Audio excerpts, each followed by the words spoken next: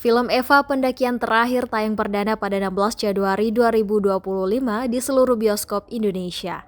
Penayangan perdana itu salah satunya dilakukan di Cinema XX1 Mall Panakukang, Makassar. Di tempat ini, usai digelar talk show film tersebut, dilanjutkan dengan nonton bareng film yang dibintangi Bulan Sutena ini.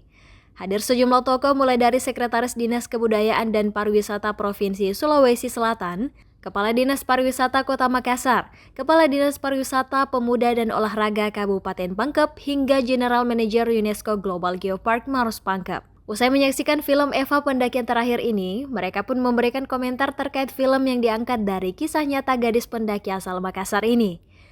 Menurut Kepala Dinas Pariwisata Kota Makassar, Muhammad Rum, film ini seru dan memiliki banyak plot twist sehingga susah untuk ditebak.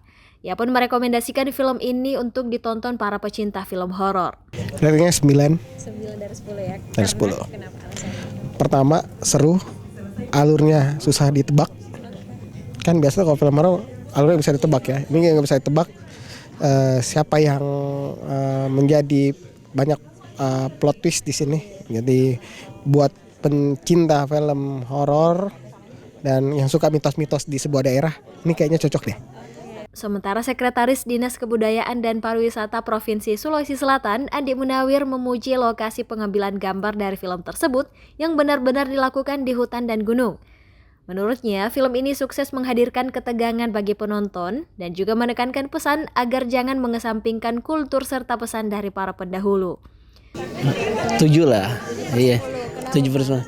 Karena penempatan venue, pengambilan lokasinya dapat, terus dari segi ketegangannya juga momen-momennya tepat pada alur cerita ini, dan tempatnya juga memang sesuai dengan judul filmnya. Adapun Kepala Dinas Pariwisata Pemuda dan Olahraga Kabupaten Pangkep, Cenal Sanusi, menilai ada banyak pesan yang terkandung dalam film ini. Selain pesan untuk menaati adat istiadat suatu daerah, ada pula pesan pentingnya pengetahuan agama khususnya bagi generasi muda. 9.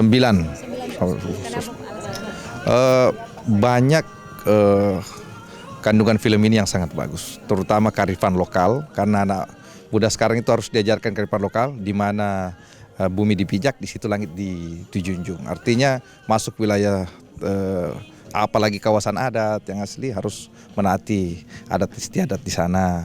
Kemudian terlepas dari itu semua juga banyak nilai-nilai yang harus untuk generasi muda, bahwa bukan hanya masalah pengetahuan pengetahuan agama juga penting, karena tadi endingnya itu terkait masalah religi.